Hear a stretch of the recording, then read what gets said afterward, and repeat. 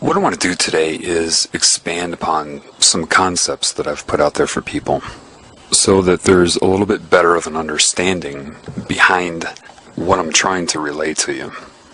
Number one question, why am I drawing upon the teachings of Christ? If I never met the guy and I don't know if he existed, right? Why would I do that? I never did meet him. I don't know, what really happened as far as a detailed, written down history. So why do I pull from it? Why am I talking about him? Based upon what I am learning individually. You see, I was protected from religion in the Bible. Never read it. Maybe read the first page of the Old Testament and it disgusted me so much that I put the whole thing down. I've heard catchphrases put out there, throughout the media and whatever Christ was supposedly teaching and all that. But I was protected from it through the synchronicity of reality. Based upon what I am taught in the woods and just in life in general, the more that I'm taught, the more that I'm learning, the more I understand what Christ was saying. I mean, from the ground up. I may say it differently, but I understand it. And I'm not saying that I have a belief system that I understand it, because I know there are a lot of people that are like, yeah, I understand it too. That's not what I mean. I truly understand it. So, one thing I know is that somebody knew. Somebody, at some time, knew what I'm learning better than I know it. And you can only know that when you know it.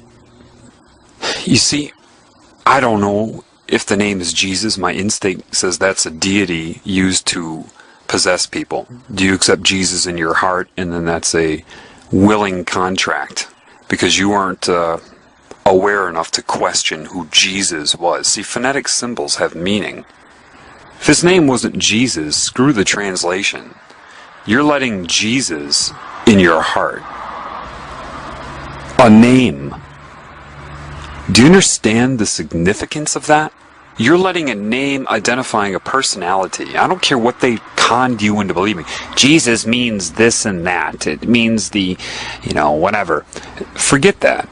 You're also told the Statue of Liberty means freedom. Anyway, somebody at some time knew. And how do I know this person was connected to creation? Well, from what I'm learning.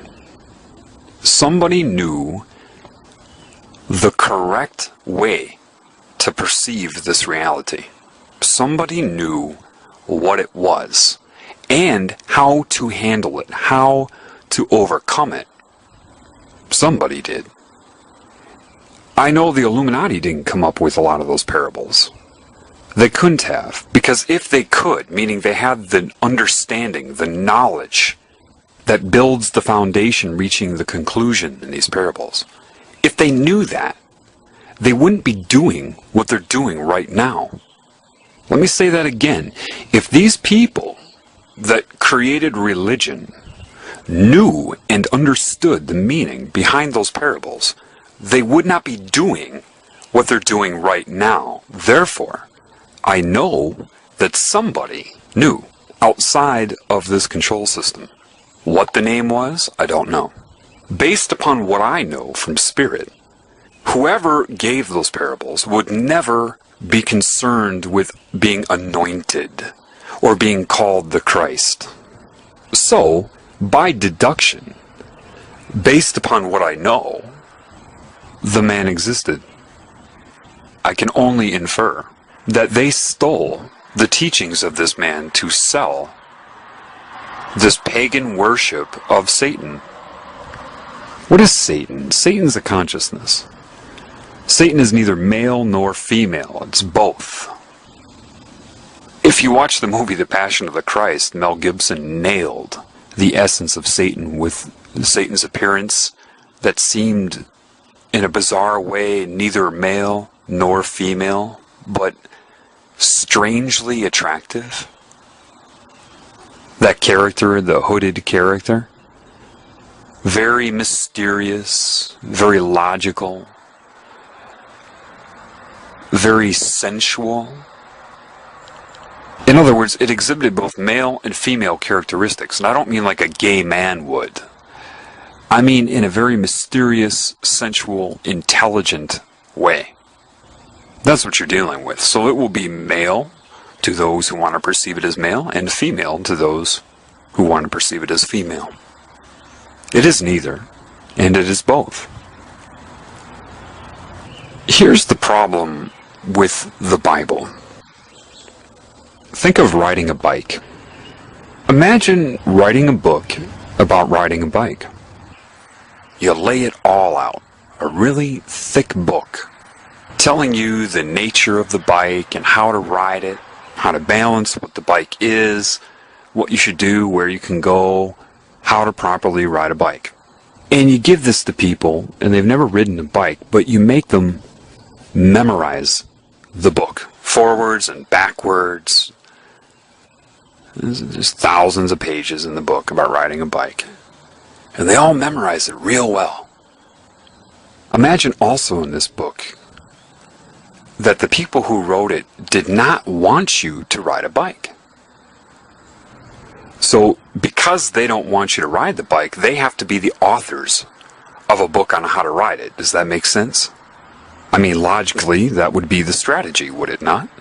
If you want to control people and keep them from being able to ride a bike, then you have to be the one in charge of all the information about the bike and all the instructions on how to ride it. So what you're going to do is you're going to mess it up. Imagine adding things in like, to properly ride the bike, you have to make sure that you lean all the way to the left. And remember, you're not good enough to ride the bike. You don't really deserve to ride the bike.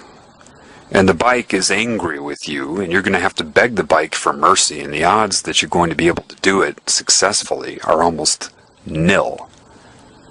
But memorize the book anyway. And you have all kinds of contradictions in this book. But the people can't argue with the contradictions because they've never ridden a bike. And then say somebody comes along who's ridden a bike. And this person goes up to somebody who's memorized a book on riding a bike, but has never ridden one. And you get into a conversation about the bike. Now, you've ridden one, it's natural to you. But this person has been forced to memorize a book with fear and shame and guilt about the whole thing on how to ride a bike, but they've never done it. I guarantee you that you would get into an argument. It would probably go something like this. Here, let me take a look at your book. I've ridden a bike, let me just take a look at it. You start reading through the book, and you're like, whoa, whoa, whoa, hang on a second. And they say, what? You say, what is this? Lean all the way to the left? Sir, you would fall if you did that. No. I know. I memorized that. That's chapter 3, paragraph 9. You must lean all the way to the left in order to successfully ride the bike.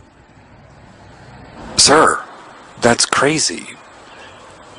You'll fall. No.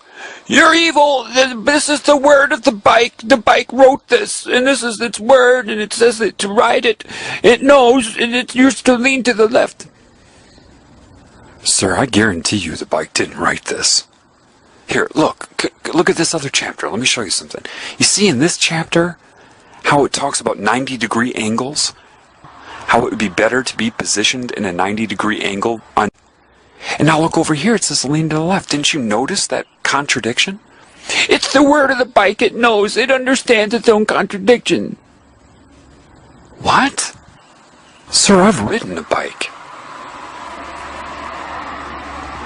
I don't know what's going on here, but I can tell you that whoever wrote this book does not want you to be able to ride a bike. And this big, heated, emotional argument ensues. Now, had you never ridden a bike, you wouldn't be able to look at that book and know what the lies are. It would be impossible for you to tell. So you say to the person, hey, look, here's a bike over here. You see? Yeah, they exist. You don't need to read about them. They exist. They've just been hiding them from you. This is a real bike right here. Here, get on. No, no, no. Just trust me. Get on the bike here. Put your legs over. And then you give them a push.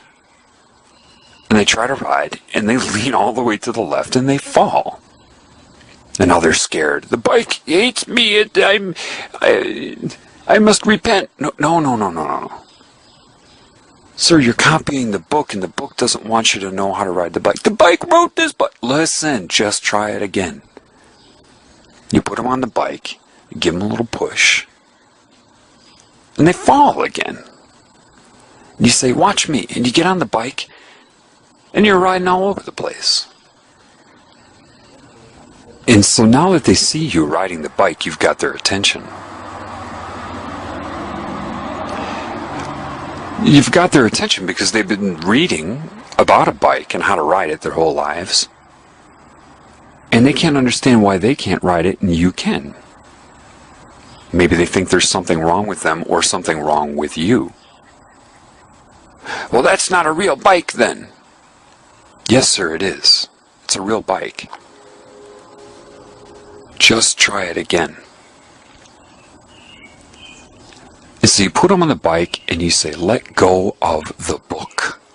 Trust yourself. Listen, you won't believe this, but you were designed to ride that bike. That's your very design, and the book is keeping you from knowing that you naturally know how to ride it. Forget the rigidity of this book. Trust your instinct and try it again. So you put them on this bike, and they make it 20 feet before they fall. Oh my God, I did it! That was fun! Yeah, that's your design. Do you know that as a bike rider, that's what you enjoy the most? Did you feel controlled when you were riding that bike, or did you feel more free than you've ever felt in your life? Now, of course, the authors of the book and the people that promote the book get pretty angry when they find out about this. You're blowing their whole scam out of the water. That's no good to them, right? Because you see evidence of the bike around, but you've never ridden one, they need to create that book to include the evidence, but tear you away from it at the same time. Well, this is a metaphor, of course, and I can tell you something about Christ. He was a bike rider, and he rode the bike. And he was trying to get all of you to ride the bike. Instead, they're trying to get you to ride him.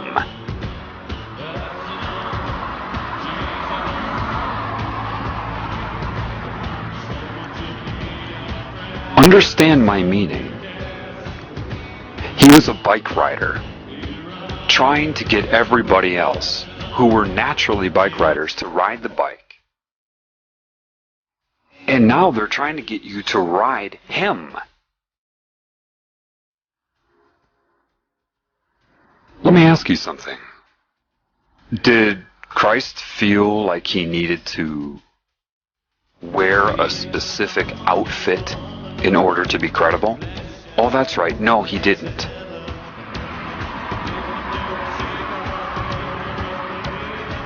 What book was this man regurgitating from? Oh, that's right. No book. He didn't need a book about riding bikes because he already knew how to do it.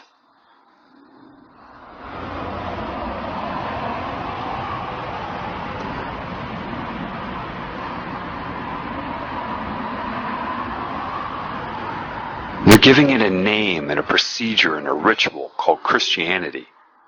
What name did he give it? Oh, that's right. No name. You see, in the Bible, they even tell you, watch out for people who give long, extended sermons for praise and their outer persona. It's right in there. But with mind control, which is what religion is, people cannot allow themselves to see the direct contradictions. I mean, the Old Testament is absolute crap. It's pure mind control. I mean, come on. The table was 3 cubits high and 2 cubits wide. And It's all sacred geometry. It's crap. What does that have to do, descriptions like that, and family lineage have to do with the spirit? Not one thing. Not one. It's all channeled. The parables, you have to understand that the knowledge he had is non-translatable. In other words, if you read a book about riding a bike, you can read it all you want. You can memorize it forwards and backwards and dedicate your life to that book. Someone puts you on a bike, you're going to fall. Period. Reading a book about riding a bike is not the same as intuitively riding a bike. And they know that. They know that all too well, you see, because Satan controls religion, and it loves it. It loves that you're memorizing this book on how to ride a bike. Do you understand? That's Satan's preference. It prefers that because at the right moment, for everybody who's memorized that book about riding bikes, Satan will put you on that bike, and you're going to fall in the crucial time because you've depended upon a fraudulent book about bike riding, when the irony is you're naturally a bike rider. It's like a coach. We've all seen this, where you have a player with natural talent on some sports team, and you get some bullshit coach that comes and tries to force the player with natural ability to follow his structure. The coach can't play. The coach doesn't have 1 ounce of the natural ability of the player, but yet the coach, with his position of authority over the player, forces the player to acclimate to his philosophy based upon no talent whatsoever. And then the player screws up. The player becomes mechanical and rigid and can't perform the same way.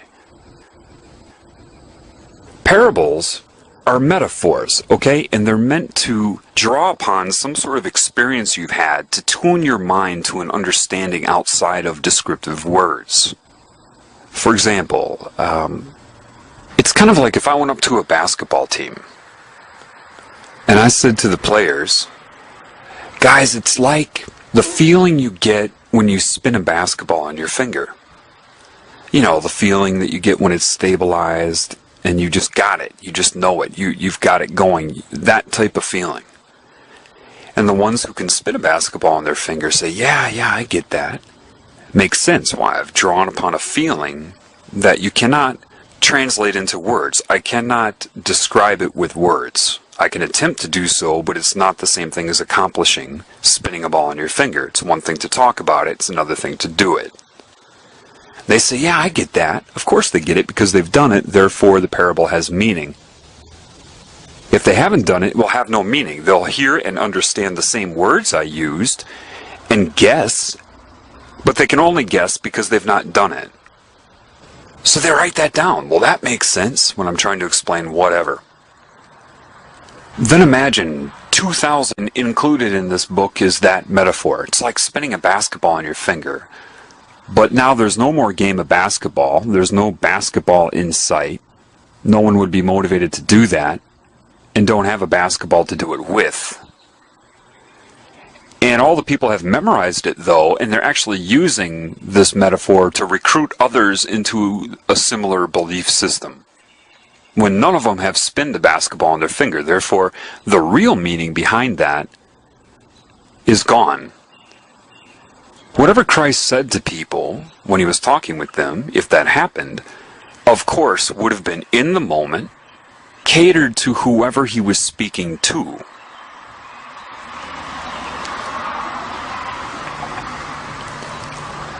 In addition, he was able to shape what he said. Remember, the people, if they did write it down, and I don't know how he could talk that fast and have them write it down, but nevertheless, they would take Cliff Notes, you know what I mean? They would have their experience and write it down based upon what he said. But what he said was describing what they were feeling with him. The understanding they got when he was speaking it, in that moment, in that time.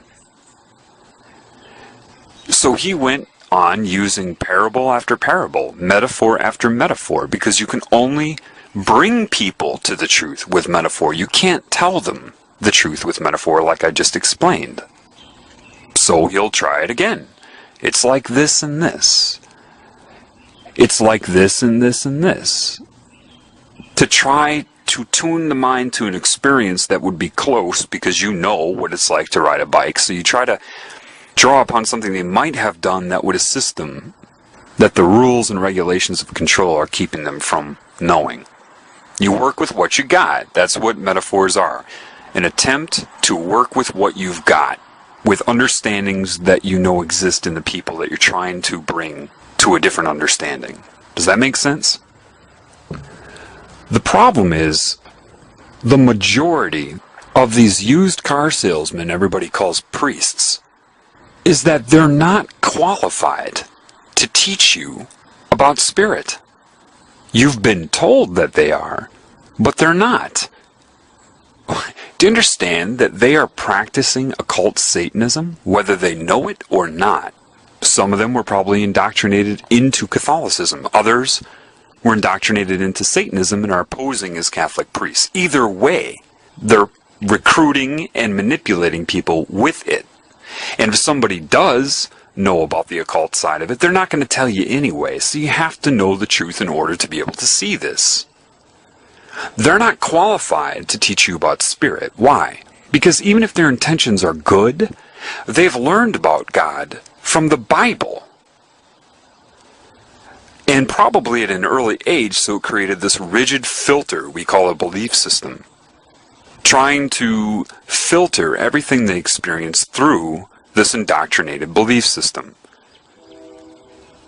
These people aren't qualified to teach you about spirit any more than somebody's qualified to teach you how to ride a bike who's only read a book about riding a bike, and a fraudulent one at that, and has never ridden one themselves. They're not qualified.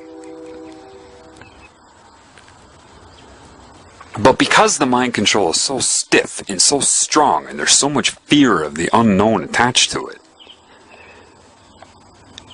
the people that desperately want to ride a bike but have been programmed with this would rather kill somebody who can show them how to ride the bike because of the fear and the mind control, which is what happened to Christ. Those people didn't do a thing about it. When you get these high priests that killed him, and they say, well, no, the Romans killed him. The high priests didn't kill him. Yeah, they did. What they did with Christ is no different than what they did with Lee Harvey Oswald. The Romans were the fall guys. They used manipulation and political pressure and sorcery of the mob mentality, fascism existing back then, to put pressure on the Romans to carry out their dirty work. That's what happened. And they can argue it all they want. It's what they do. That's why they argue. That's all they can do, is argue. And eventually they can't answer these questions anymore, so they just talk over you. Or, I love this one, you're crazy, you need some therapy. Generally, the people that run the world will come off as the nice ones.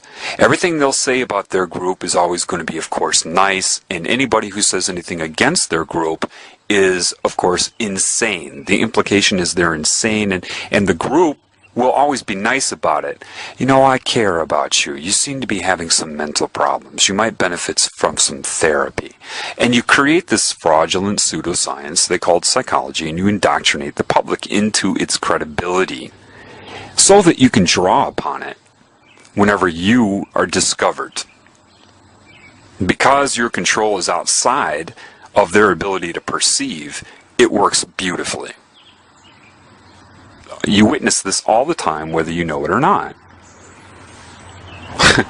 I get a kick out of people thinking the Antichrist is going to be some sort of person with a title. No, it's this collective consciousness I've been telling you about. Anybody who is against the teachings of Christ. What's another way of saying against Christ?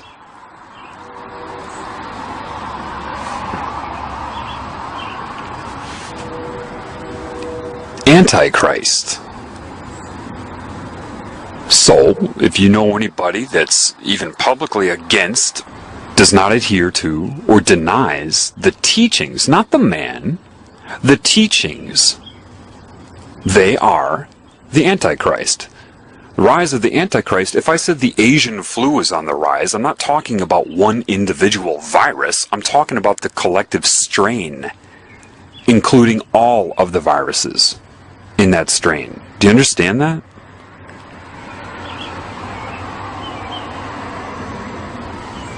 The rise of man doesn't mean the rise of one man.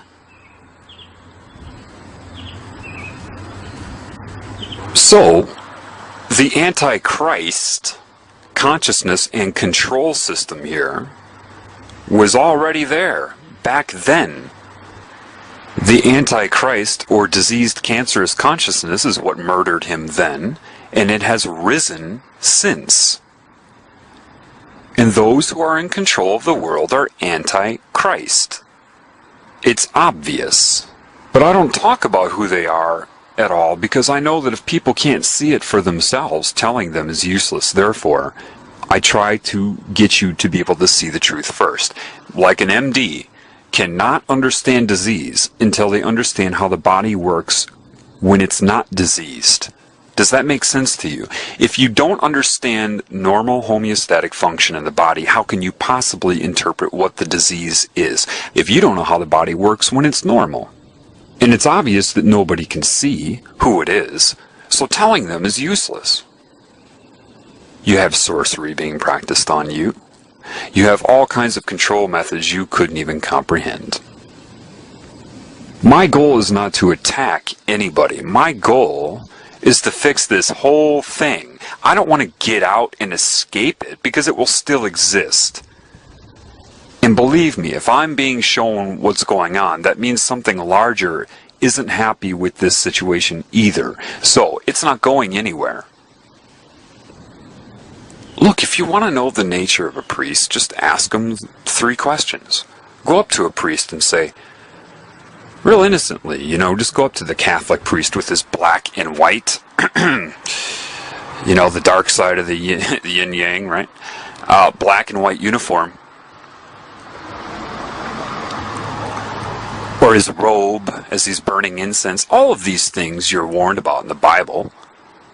However, mind control works, doesn't it? No Christian is able to put 2 and 2 together. Forget about whether they thought of doing it. Control, they will be unable to see the contradiction because of the fear. This is God's word. How do you control people? Why did they steal the teachings of Christ? Because his truth was so pure and of an understanding they didn't have that it's very alluring. So they had to take his teachings. But imagine this. Say you have 10 statements supposedly by Christ. Okay, make the first 7 authentic. And then add 3 more to corrupt it and slip in a rule here and there. Some sort of rule about society and you that he didn't say.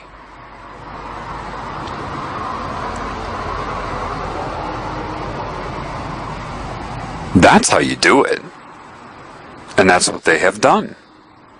And you're not going to be able to see what is and what is not until you ride a bike. If you haven't ridden a bike, how can you read a book about riding bikes that is corrupt and be able to see the corruption? If you haven't ridden a bike, you're not going to know what is true and what is not.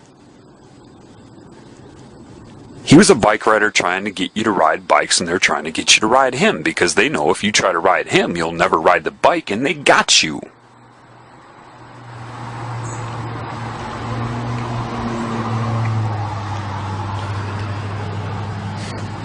Why do you think he said, "You'll be forgiven if you deny me"? But not the creative spirit, because he was a temporary manifestation of consciousness. His name and his body don't matter, and he knew that, which is why he let go of it. Why did he keep his mouth shut when they questioned him? A, they didn't want to know the truth, and B, they weren't going to give him 2 weeks to try to lead him to the truth.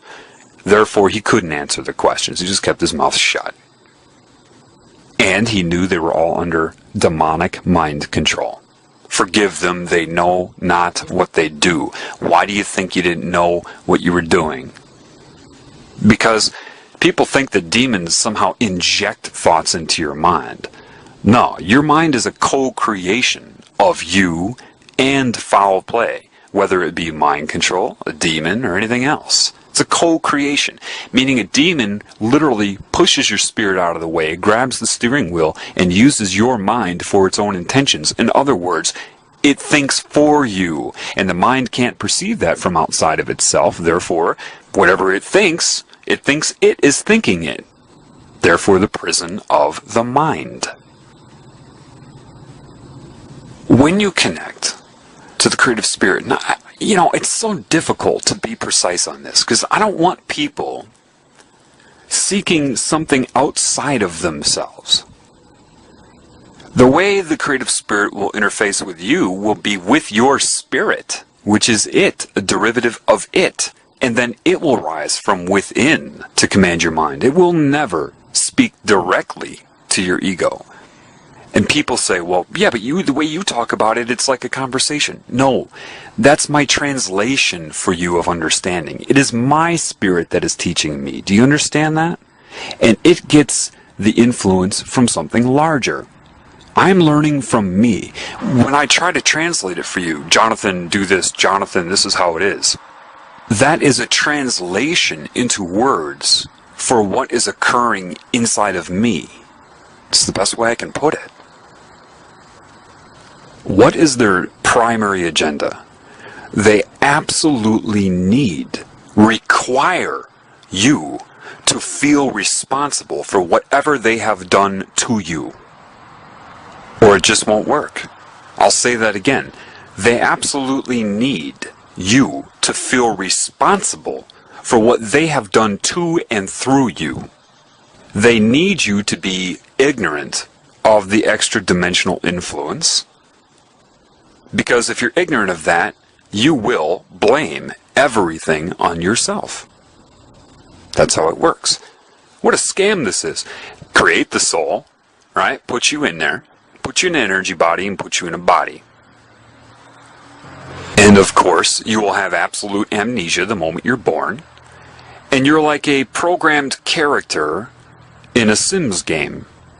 And you develop your character with each new day. And they control the character. What they do is make you default the best they can. Make you defy what you normally would do. And the energy body, which is where your mind is, you see, your mind isn't in your brain. Your brain's a conjugate to your mind. It is just a receiver to it. It is larger than your brain accesses. Imagine if you have 500 points of consciousness in your mind, and your brain is tuned to access 240 or something like that. Then it's a filter. Do you understand that? It's a filter. It's blinders.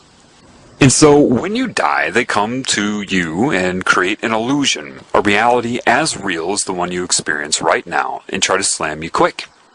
They'll come to you in whatever way they need to, based upon assessment of your mind. Your mind will be like a hard drive on a computer. They can access all of it right away, instantaneously, and will create the suitable illusion and excuse for your experience. Either you're learning a lesson and your soul is evolving, so you need to do it again, reincarnate again to grow. Bullshit. Or you have sinned and I'm judging you and I am Jesus, and you can either go to hell or you can reincarnate and learn your lesson. Bullshit. Or they'll just try to send you directly to a hell-like experience and allow them, law of contract, to torture you because you feel you were judged by God. They do all the shit through you, pervert you, corrupt you, your character, basically, get all the other characters to hate you if possible, and then use what they've done to and through you against you. And with each new life, they break your will until eventually you just give yourself to this cancer consciousness so it can absorb you for itself. Why does it work? Why does it work for these secret societies? Satan, if you want to call it that, isn't stupid.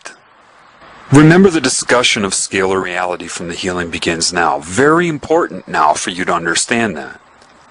Satan is like a consciousness that is separate, which is like cancer.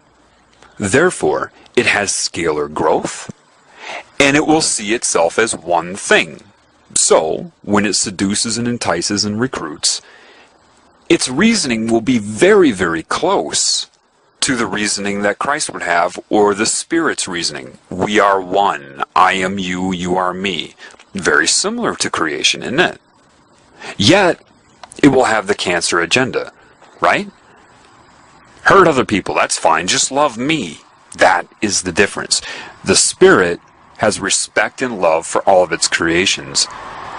Cancer wants you to do whatever you want to that which is not its creation, to destroy it, as long as your allegiance is to the cancer. And once it sucks you in, you're its slave, whether you know it in your current role or not. It knows. So it can be very confusing for a Satanist because it will make a lot of sense. It will mirror a lot of the laws of creation, except for the love and respect for all of the creations. That will be the difference. Greed, materialism, that's what it does. There are two oneness campaigns going on simultaneously. One of them is the recruiting by the cancer. We are one. Do you understand that? We're one consciousness. Well, it's not wrong in its current state. That's absolutely true. It certainly does see itself as that way, and that is the phenomenon of the all-seeing eye, or the hive mind. Satan can speak through anybody at any time that it's connected to. So can the Spirit, which is the conflict. It's not its fault. It can't be in one thing. It has to be the result of free. For I'm unique to Satan in that I respect it, but I see it as something that has a problem. I understand that it's more intelligent than I am with its collective consciousness that it's using, like a bunch of computers that are all linked together for super processing. Satan's intellectual strength grows with each new soul that it absorbs. Hence a Marilyn Manson lyric, the more you fear us, the stronger we get. You know, it's a growth. Do you understand that? It's growing like a cancer. So I understand that it's over my head, and it understands that I understand that. A demon understands that I understand that. Mind control agents understand that I understand that. It tried to entice me, sure. But I turned it down. But the difference between me to it is that I didn't turn it down out of righteousness. Because righteousness is mechanical. It's a program. For example, I give this example, I think, in one of my recordings of where I was walking in the woods with a styrofoam cup of coffee, right? And I finished the coffee, and instead of taking it to a garbage can, I had this intuition to just put it down right on the trail. Now, 99.9% of humans with their mechanical mind would look at that. If they saw me do that, they would have their opinion based upon mechanical storage of what they believe to be the correct rules. Oh, he's littering. Or, oh, look at him, he didn't give a shit. Whatever their opinion is, but they won't understand what I was doing. Being connected to the Spirit and life, I had an understanding in that moment that by putting that coffee cup down, somebody's going to come by and they're going to pick it up. And when they do so, they're going to feel like they're contributing, and it's going to raise the Spirit in them. Therefore, their vitality.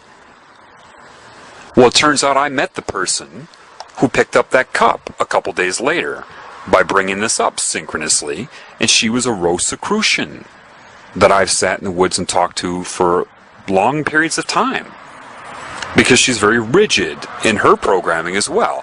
Do you understand that Satanists get the same programming that Christians do? It's just a different programming. Satan either wants you to give yourself to it or sell yourself to it. It doesn't care what your experience is and your illusion. Oh, sure, you want 7 years, anything you want in your dream? Sure, okay. You could do that anyway, but you don't know that, so yeah, sign right here. Yeah. Or accept its judgment as God. The Spirit will not judge you. It knows that you can't work without its guidance. Your design is to do that. Therefore, If you're disconnected, it knows you're not going to work correctly. Therefore, you must assess this world with truth. You must dismantle your belief systems, or be as a child, meaning pre-programming. That's part of what entering heaven as a child means. Pre-indoctrination. You have to be honest with yourself about this world. Let me ask you a question. What sane mind would create something like a mosquito, a tapeworm, a wood tick? There's no reason for that. It doesn't make any sense.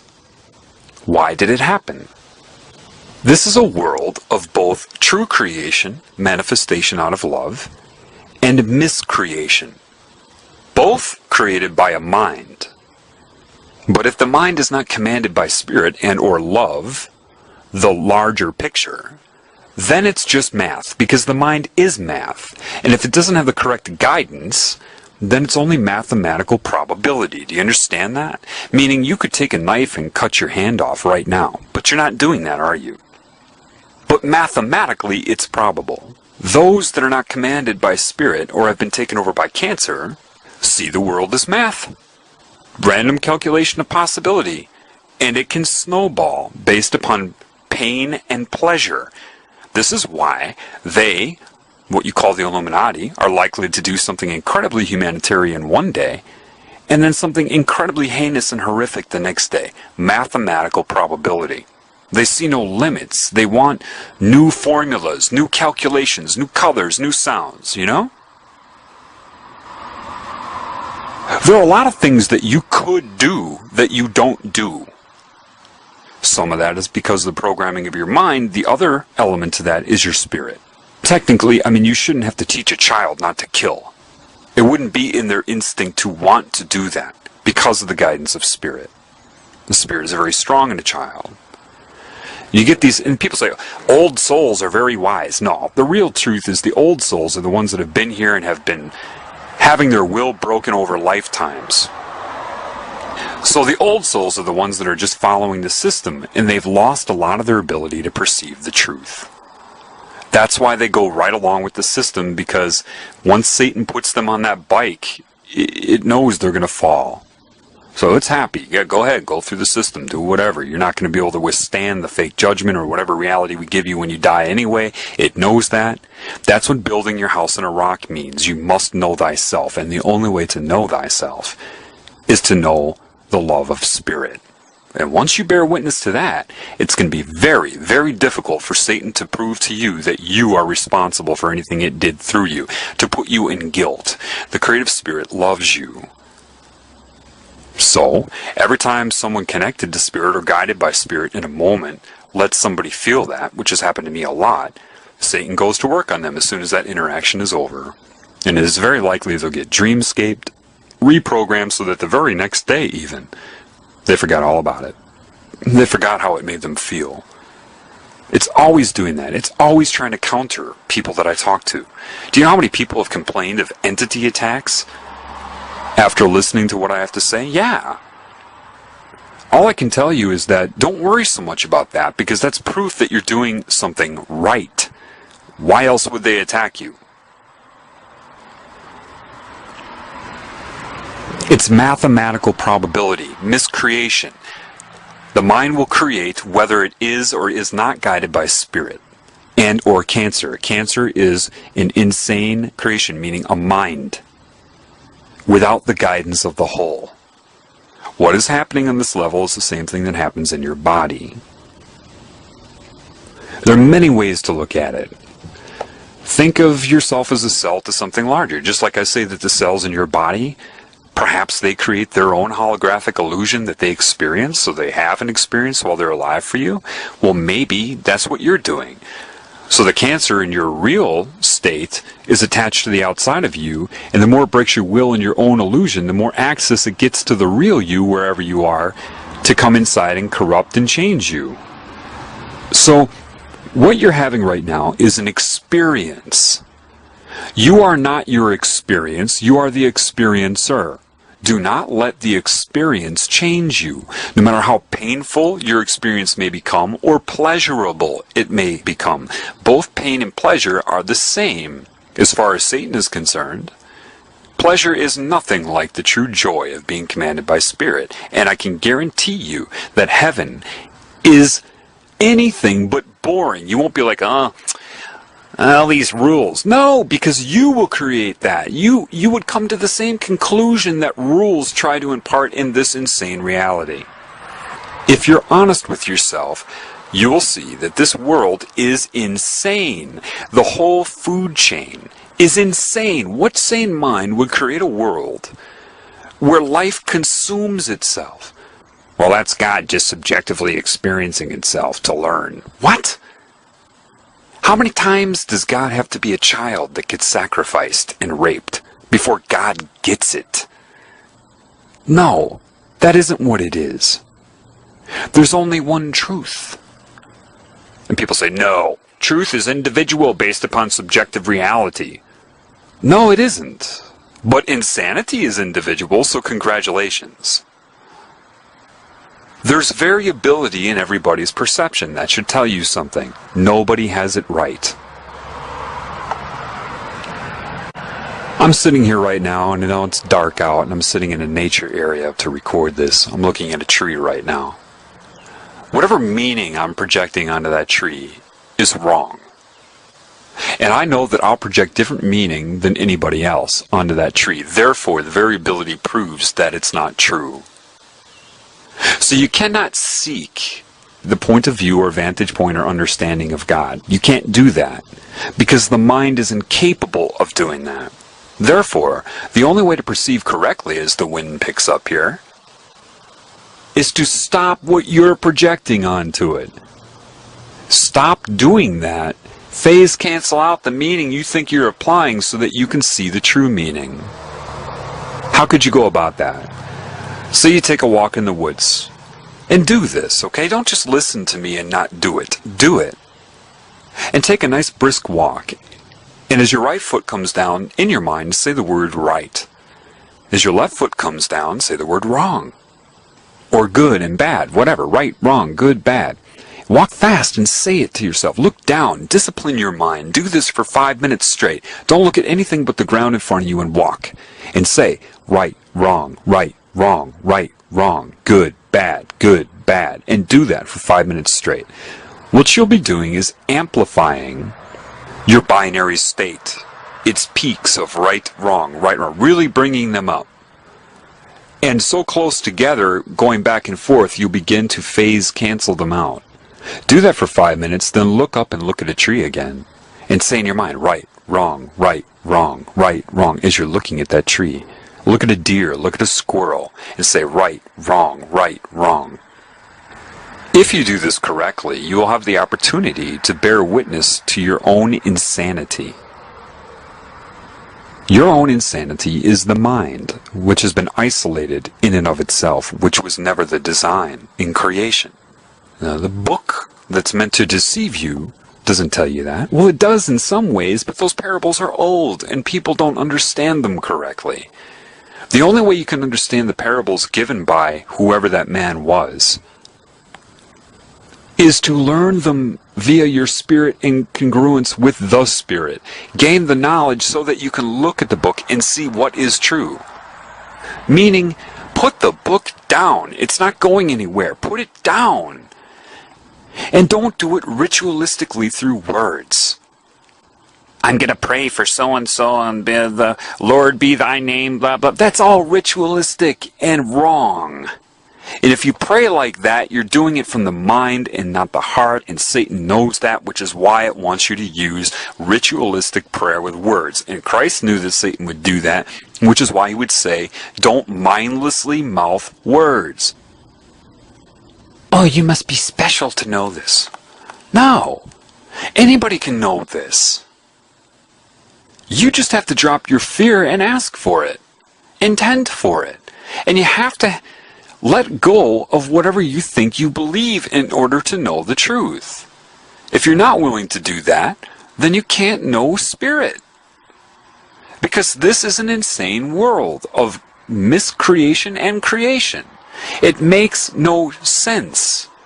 So if you take the walk and do that, it's not that you can seek the meaning, and the meaning you project is wrong as well. Therefore, you have to stop the meaning you're projecting so that the real meaning can be revealed to you.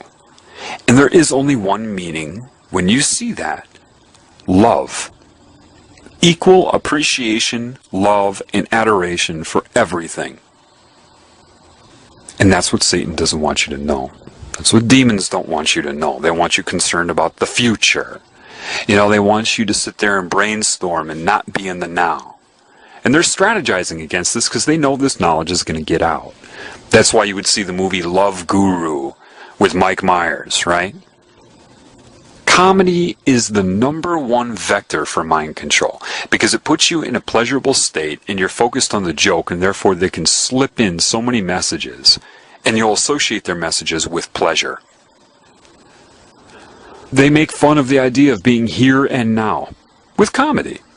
Every truth that is true in that movie, they make fun of it as if it's corny and stupid, and, that's the whole intent of that movie. You see it as comedy, expression of a comedian to get some laughs, because you don't know how over your head these movie producers are and what is controlling them. If you want to call it Satan, Semiramis, whatever, ISIS, the serpent, it doesn't matter.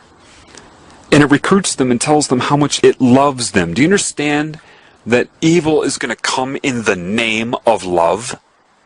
You think it's stupid? It's going to come in the name of hate? No. The #1 thing that evil will push on you is love and how much it loves you. Just like the guy trying to get sex in a bar, telling the girl how much he loves her and how he'll respect her in the morning. A lot of girls can relate to what I just said because that metaphor has meaning for them. You know, I feel so bad for Satanists in the sense that they're being so duped. Do you realize that a lot of the truth that is used about creation, life, the elements of reality, a lot of that used to solicit them into that religion is also the teachings of Christ?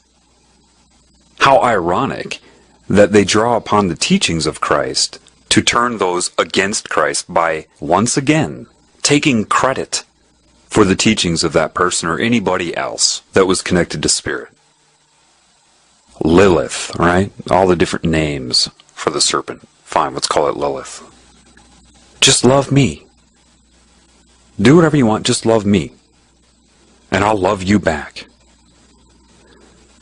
There's a difference between using psychic manipulation to enhance your feeling of pleasure, the tingly sensation that it uses, that Satan uses, and true love. And the irony is this.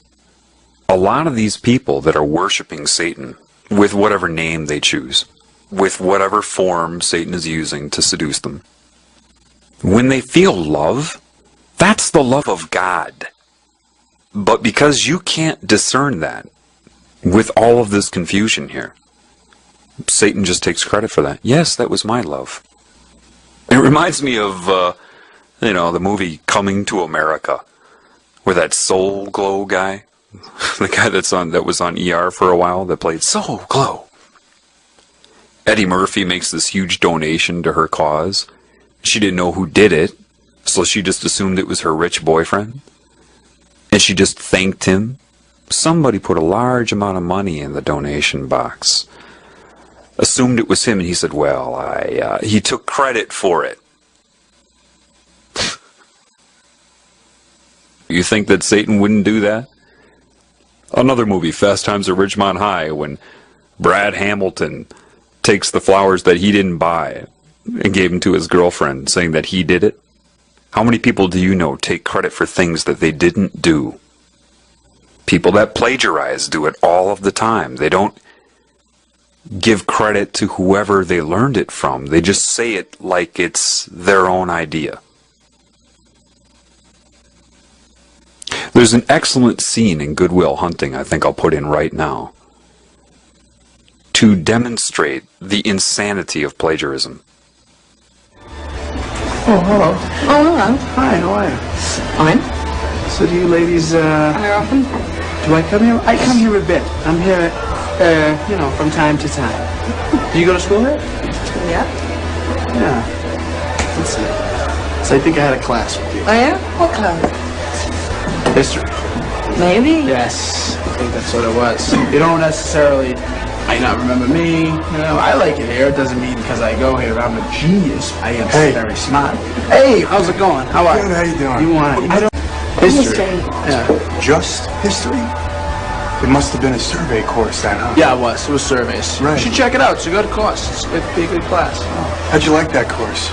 You know, frankly, I found the class, you know, rather elementary. Elementary. You know, I don't doubt that it was. Yeah. I remember that class. It was just between recess and lunch. Clark, why don't you go away? Why don't you relax? Why just go away? I'm just having fun with my new friend, that's all. But you gonna have a problem? No, I don't understand. there's no problem here. I was just hoping you might give me some insight into the evolution of the market economy in the southern colonies.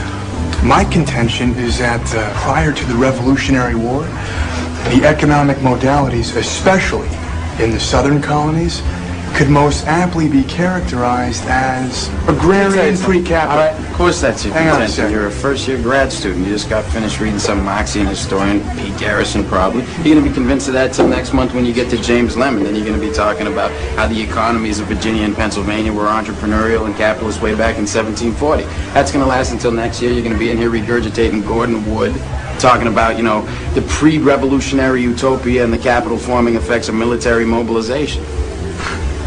As a matter of fact, I won't, because Wood drastically underestimates the impact Wood of social drastically underestimates the impact of social distinctions predicated upon wealth, especially inherited wealth. You got that from Vickers. Work in Essex County, page 98, right? Yeah, I read that too. Were you going to plagiarize the whole thing for us? Do you have any thoughts of your own on this matter? Or is that your thing? You come into a bar, you read some obscure passage, and then pretend you pawn it off as your own idea just to impress some girls, embarrass my friend? See, the sad thing about a guy like you is in 50 years you're going to start doing some thinking on your own, and you're going to come up with the fact that there are two certainties in life. One, don't do that. And two, you dropped 150 grand on a fucking education you could have got for $1.50 in late charges at the public library. Yeah, but I will have a degree. And you'll be serving my kids fries at a drive-thru on our way to a skiing trip. Yeah, maybe. Yeah, but at least I won't be unoriginal. Basically, Satan plagiarizes the spirit. To recruit, to entice, to seduce, it plagiarizes the spirit, the creator. So anyway, all its symbols are everywhere. The color blue, the color purple, butterflies. Butterflies are a huge symbol of Satan, the transformation from what you are into what it wants you to be. So it's subconsciously putting that image of metamorphosis out there. Understand that. That's why butterflies are very much associated with porn stars. Catholicism is pure Satanism. The problem is you shouldn't need to be told that. You should be able to see that. Priests that come out and need their audience and admiration in their temple. Why does God need a temple, a building? What? It means nothing. But they get off on that because everybody gives the priest their love. I gotta be nice to a priest so I get into heaven. They don't give anything back. They just absorb the love, which is what a lot of spiritual, quote, gurus do. They absorb your energy through admiration. That's what they're doing. So the best advice I can give to you is overcome your reality. That doesn't mean numb yourself to this world. It doesn't mean don't appreciate it. To be you, you're going to have to be able to appreciate everything. If you see something that doesn't make sense, rather than getting angry at it, look at it the way a doctor would look at a patient. See it for what it is, an accident, a problem. Understand it. The idea that animals need to consume each other and other life here is ridiculous. That's why people that try to do everything right here cannot. But they're conned into thinking this is normal here. You're told right off the bat you're on Earth. How do you know? Why? Because other humans tell you that? They've told you that's where you are, that this is life, the food chain is normal, biology says so. How do you know that? You're trusting everything you've been told. If your instinct, which is valid, tells you that doesn't make sense, you're right. Satan controls all of academia, all of the media, all of the money, everything you're told. And a total defense against that is getting you to hate Satan. Satan loves that. Why would Satan love that? Because you're giving it energy. And hate is not of your true nature. Therefore, if it gets you doing that, then you give it energy. An example of someone doing that would be Andy Kaufman, that comedian. A lot of people, they say they're just trying to get attention. Negative or positive is the same. So if you hate this consciousness, call it names and curse it, it has you. It's got you. Know thyself and be thyself. Do not be where you are. Be what you are, regardless of where you are. And the only way you'll know what you are is reconnecting to what you are. Which means you're going to have to dismantle the ego somewhat. Not the mind, just the ego. Meaning, what's the proof that a mind is useful here? Well, to make the decisions, to navigate through the illusion. The fears of the mind, but spirit overrides that. If you go into your backyard and walk up to a little bird's nest and say that bird has little babies in it, you being 80 times the size of the bird, try it. Try it. Walk up to the bird's nest. That little bird, 1/80th of your size, will stand up to you. Home of the brave, it'll stand up to you. And more times than not, the human will run, cover their head, and be freaked out. Look how freaked out people get by a little bee. Because, see, to protect the babies, it has a natural understanding of the intrinsic value of their lives and its life. But if there were no babies in that nest, the bird would fly. It would flee, proving it was able to make a mental decision. So Satan will try to get you to abandon the mind altogether. Why? Because there is truth in the fraudulent nature of your ego. So it knows that truth will come out, so it has to amplify that and exaggerate it beyond usefulness. Get rid of the whole mind. Become a robot. Or I love this one, the spirituality of love in the form of dissociation, bliss. Don't talk to me so firmly. You're putting me on a negative vibration. What? What if you had a kid that was walking towards a busy street?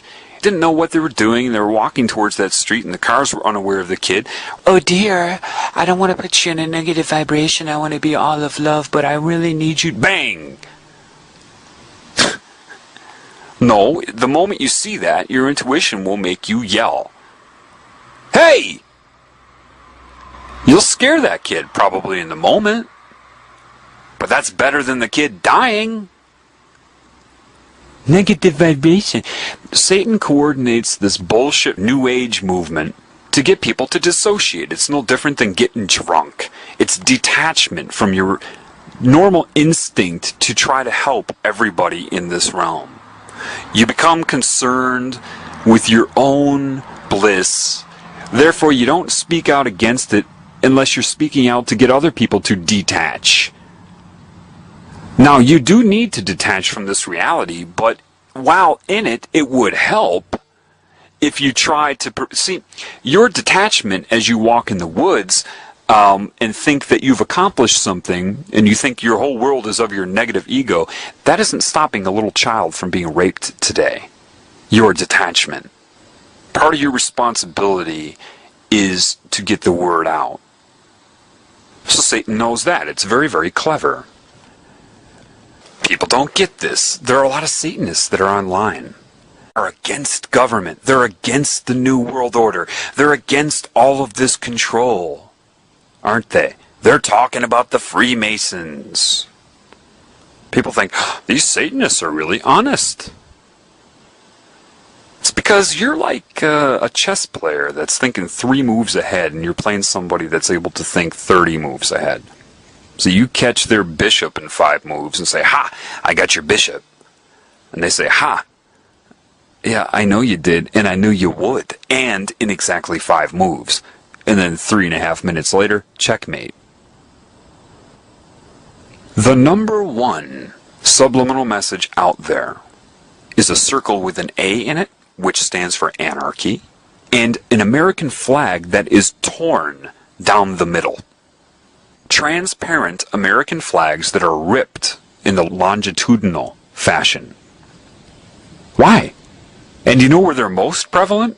You're going to love this. Pornography. Oh, you want to know why you should stay away from pornography? That's the number 2 vector for mind control, but the strongest effect. Why? If they're loading up your mind, forget about the positive commands to make you love the deviance in porn, but the propaganda commands of anarchy, and you masturbate to that, you wire your brain to associate whatever subliminal commands they're putting in your mind to pleasure. Therefore, subconsciously, anarchy equals pleasure. Ding, ding, ding, ding, ding. Stay away from porn. Don't you understand what porn does? Satan loves that too, because it gives you an illusion of sexual interaction. There is no sexual interaction. You're watching actors on the screen. Actors. You're watching people on a screen. And it creates the voyeur mentality of separation. And you actually masturbate and have your orgasm and have had no interaction with a human. And then you wire your brain that way, which is why a lot of married men or men in relationships addicted to porn are impotent. Why? They've wired their brain to want no interaction. In other words, object only. No personality, no value, just object.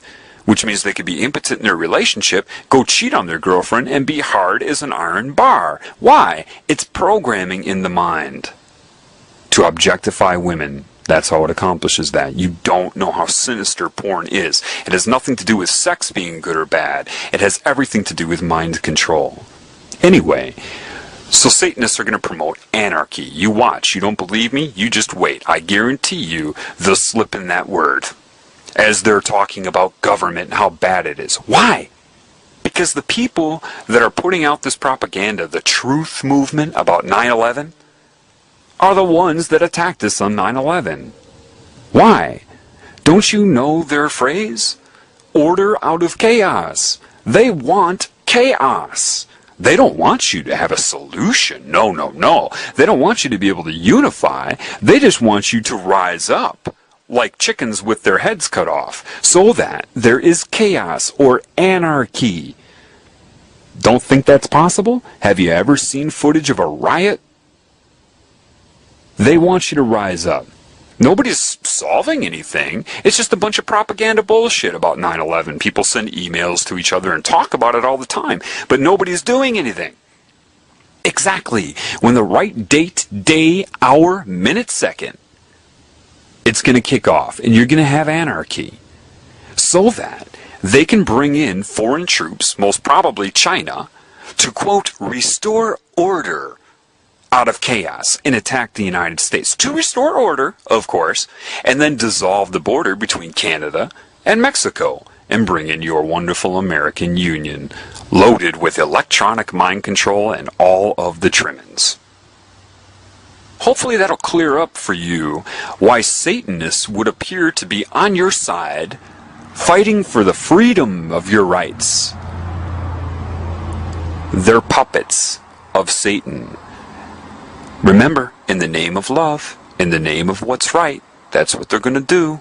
Therefore, listening to somebody like me telling you the facts will not help you, because if you can't see that for yourself, then telling you will do nothing. It will do nothing for you other than load up that left hemisphere of your brain and accomplish nothing. I'm telling you, connect to your spirit, inside, dismantle the ego and intend for that, the love, and then you will see. I didn't read what I'm telling you anywhere. You've got to resist the anarchy, which will be very difficult, but that's what they don't want, is a calm approach to what's happening. That is their worst nightmare. They need chaos for order.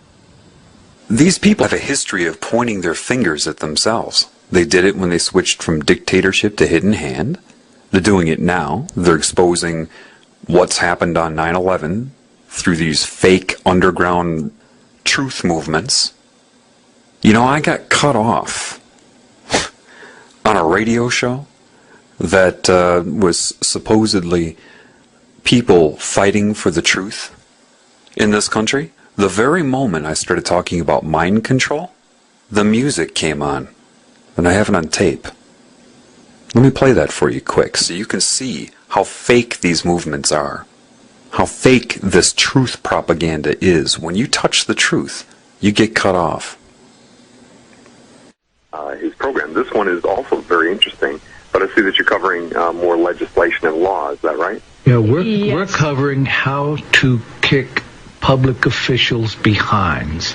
What we do is we file criminal charges against public officials who violate law. We're trying to reclaim our court system because everything that they do is unconstitutional, in violation of due process, and illegal. Our courts are completely out of control, and defense attorneys and other attorneys will not keep judges in line because judges will ruin their careers. So it's up to us, the citizens, to know the law and to take to task judges and prosecutors and individuals in the court system. That's what we do. We're out to reclaim our courts. What we do is the takedown strategy.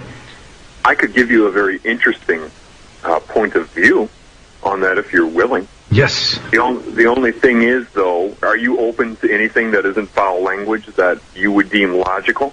Yes. Or sincere in its nature, no matter where it takes you in as far as information? We're open to hear it. We may not agree, but we're sure open to hear it. Okay.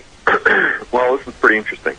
And also, yes, we're open to hear it, but I do want to mention that we have a really full board of callers. We have like 8 callers waiting on the line because we had the call lines closed the first 2 hours. So please, for the sake of everyone who's been holding and waiting to call in for 2 hours, can we make it a little bit brief? Just be considerate of the other callers waiting, please. Sure. This is going to be weird going fast, but 6 months ago, I sat down with an ex-FBI agent, and he explained the whole thing to me. Would you like me to go further? Yes. Yes. Okay. He left the FBI. Texas, interestingly, is where he was stationed. He told me about 2 things. One, that he had busted a party. That he and a team of people, and this isn't a video I watched or some book I read. This is a gentleman looking me right in the eyes. Mm-hmm. And with intuition, you can gauge if somebody's being honest with you or not. And there was extreme criminal activity involving sexual practices going on at this party. And he tried to go forward with an investigation. It was pulled. Mm. He transferred to customs on the East Coast and found out that it was our government bringing in cocaine. And it was at that point that he left the FBI. Mm. He himself told me to not do anything, to not look into it. He has contacts in the mafia and told me how they described it to him. He said, you're talking about the judicial system. And the mafia people would say to him, and I'm going as fast as I can, how do you think these judges get elected? He said, well, right. How do you think they get into office? We own you.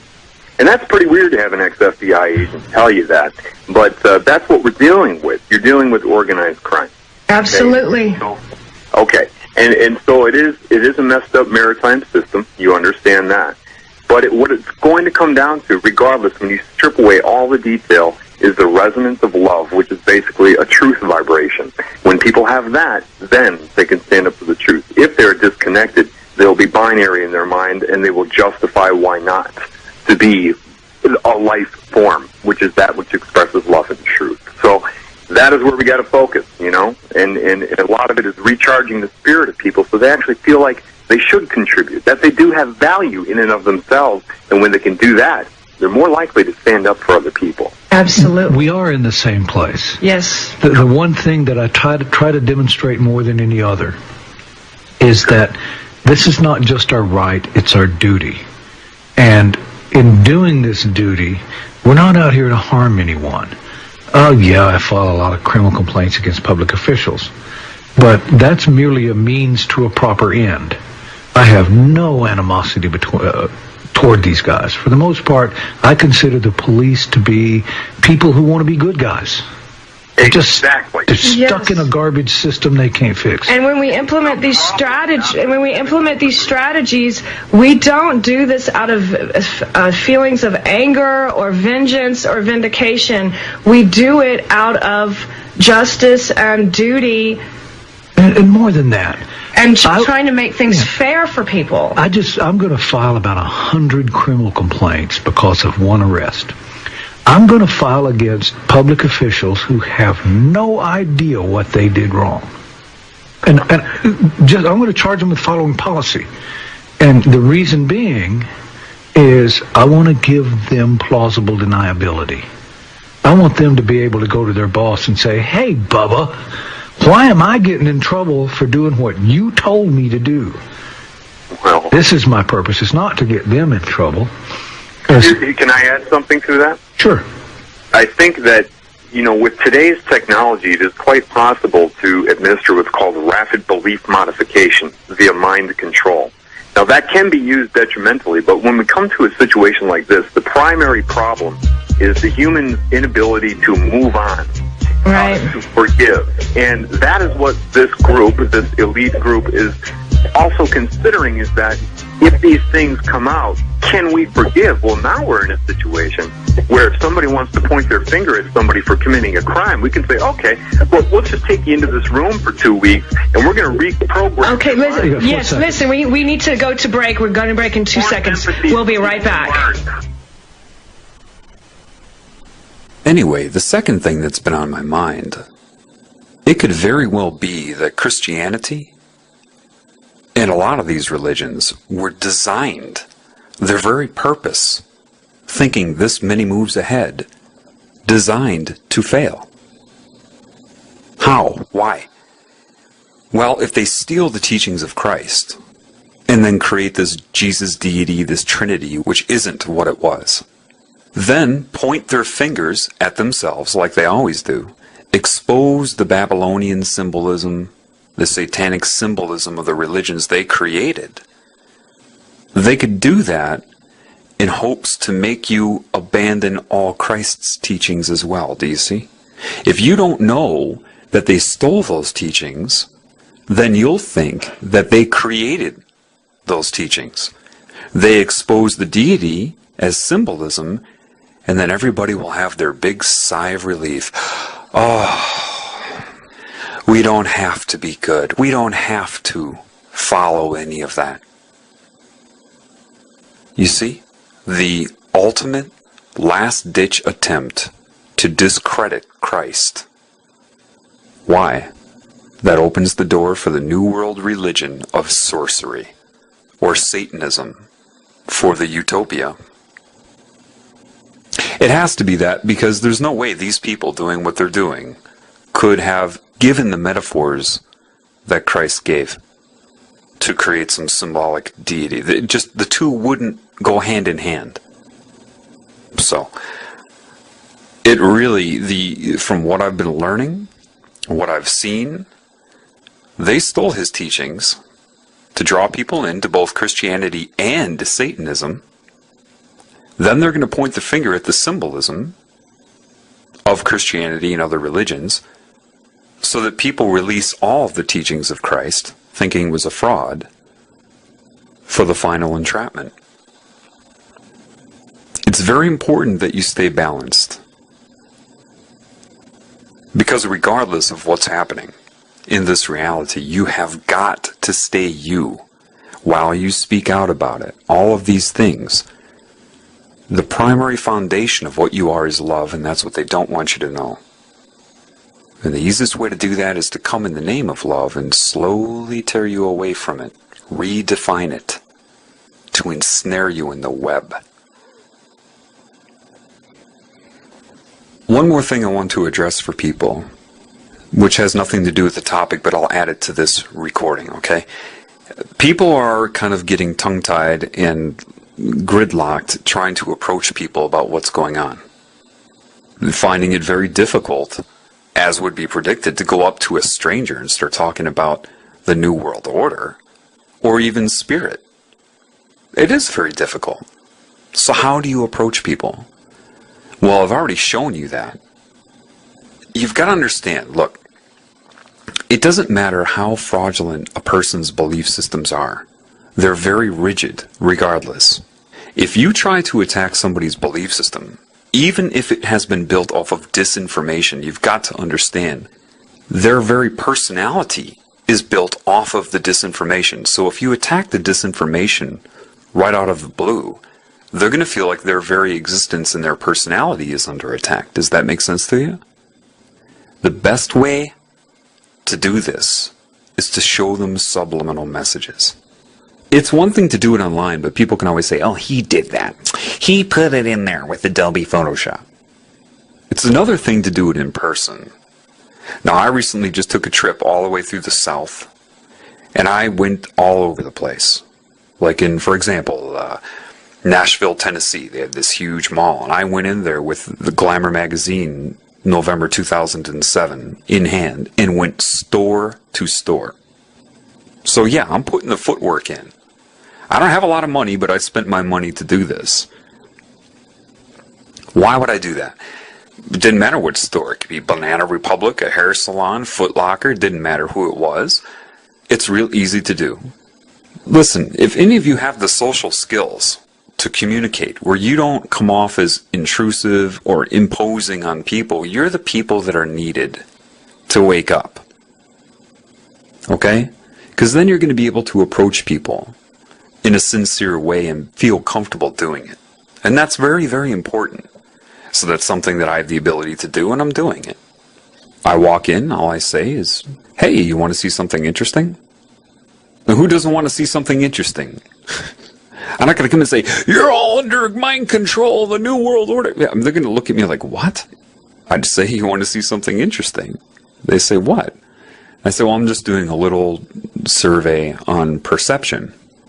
They say, huh? I say, yeah. And then I just give them a very simplistic understanding. I say, imagine, what I'm looking at is how people's minds are shaped, and I want to test you and see how perceptive you are. What are you able to catch? So now people are competitive. They're interested. Then I go through the conscious mind and subconscious mind thing. I say, recall. I say, you know what the subconscious mind is, right? And usually they'll say, yeah, whether they do or not. Say, remember that the subconscious mind is that which the conscious mind will access for the meaning it's going to project onto its reality. And then I say, well, let me just show you something very basic. And then there's a primary manipulative thing on the cover of that magazine where they have that paragraph-shaped 2 huge 9s, of course, upside down 6s, correlated with Mariah's breasts. 99, and then underneath that, little, then underneath that, weighs 2, read by the subconscious mind, waist, right? To make over your home, and it's shaped like a woman in a dress. They put it right next to her. And I ask people, I put the magazine down in front of them. I say, how do you perceive Mariah Carey's body? Usually they say curvy. She's not curvy at all. She's very large, very big boned, okay? But because of that and how they position her on that, people perceive her to have an hourglass figure. Then I show them the paragraph, and they're like, oh my God. I say, that's primary, but there's also secondary and tertiary. And I show them the hidden words. I say, imagine with Adobe Photoshop if I took like a paintbrush function and started writing, but made the ink like 97% transparent. Make them understand, you see, right on the threshold of conscious perception. So that your subconscious mind, which sees everything, will see it. But your conscious mind won't unless you know that it's there or are looking for it. I take a little paper clip, so I have a real fine pointing device, and then I show them the word obey and sex and all of that. I show them sex on her face and in various places, and people are like, oh my God. Of course, if it's the first time they see this, it shocks them. And then I show them where there's a paragraph that says Mariah's new attitude. I say, look at this paragraph.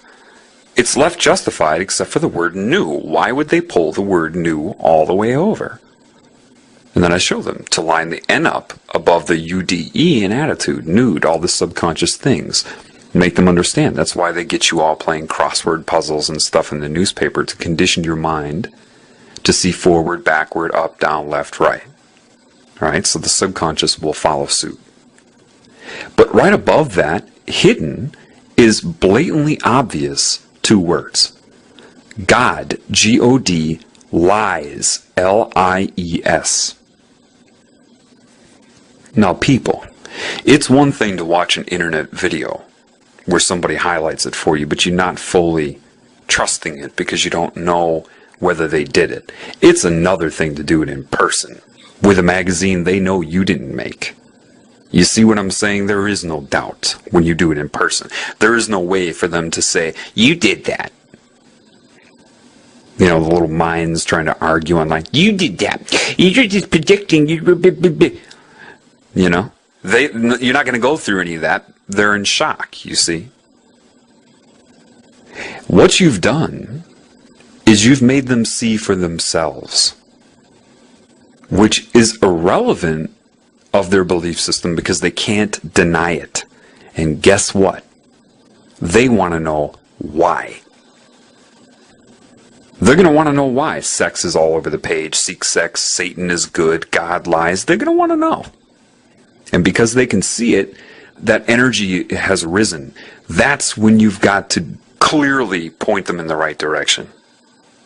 Now they're open to spirit, and that's where you can make sure they understand that these people control religion as well. And this is where you can completely pull someone out of their paradigm.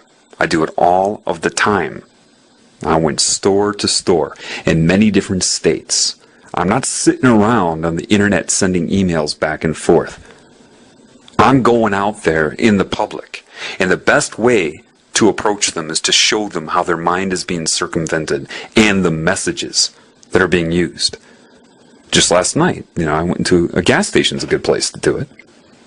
I showed a girl 2 days ago, and the next day I came in, she said, well, what can you see on this new magazine? There was a new Glamour magazine. I said, oh, okay. Well, I grabbed it and looked, and within 20 seconds, 666 is right on her nose, but spelled out. S-I-X. I mean, blatantly on the July issue of Glamour magazine, right in the bridge of her nose, is clearly S-I with a dot over it, X, and then 6 is underneath it, and underneath that. And she's like, oh my God, because you know what I'm saying? I can grab any magazine and do it. That's very important. And then everybody that came into the gas station, I said, excuse me, both males and females of all different personality types, every single one of them saw it. Some people came in, and I showed them that, and then I made them understand that that's happening. People would be like, wow, thanks for opening my eyes to that. 15 seconds of my time. Why? 100th monkey. 100th monkey. Get it up there into the collective subconscious. Every attempt helps, so that people know what's going on. For example, I went into this restaurant called Noodles and Company. I was sitting there waiting for my food, and they had this big poster with asparagus on it, this big piece of asparagus, right? Phallus. I'm like, oh, I'm sure the word sex is on there, and I looked at it. About 4 or 5 seconds, there it was, transparently written. I went up and made sure it was there. Then I called one of the employees over. I quickly told her about the conscious, subconscious mind. I told her about Adobe Photoshop and Imagine writing something very transparent. I said, there's a word right here, and I pointed to it, but I didn't tell her what it was. I just said the words there. And then she did the typical reaction. Oh my God! Yeah. What's the word? Oh, sex? See, not projection, people. This is why doing it in person is so incredibly important. The online videos are a teaching tool, but you've got to be able to do it in person or you're not going to be effective. Next thing I know, a whole crowd of people around me. And their belief systems kicked in. Oh, those advertisers. I said, advertising? Advertising? This is a public restaurant. See that kid over there? You think that kid can read? Yeah, do you know your subconscious mind sees everything? Advertising? I have a handout for this insurance company. that has this picture of a statue on it. And they just edited into the statue the word flag subconsciously, transparently, and then the ripped American flag. Do you understand what I'm telling you? This is a worldwide effort of the secret societies under the control of this cancerous consciousness that people often refer to as Satan. It's not a joke. So, anyway, you're not going to be able to convince people to break out of their mold unless they have good reason. Seeing how they're being incredibly manipulated, even though the subliminal messages are bare minimum, that's enough. It's enough to spark their interest. Believe me, they're going to want to know why. And you've got to be able to do it in person. That's why you've got to tune your mind. The best way to see subliminal messages clearly is to stop projection, meaning don't project any meaning onto it. Don't look for the word sex. Stop your mind, and then what you see will blow you away. Don't expect a word, just allow yourself to perceive what is there. Most people always keep their eyes moving. Imagine, think about it. When you're looking at a painting, you're not looking at one fixed point where the negative image starts to form. So you're always looking around the image, and you're not allowing for secondary and tertiary segregation of signal, of image. Look in one point, blank your mind, and allow patterns to come out. That's how you do it. Once you learn to do it, like playing guitar, you get better at it.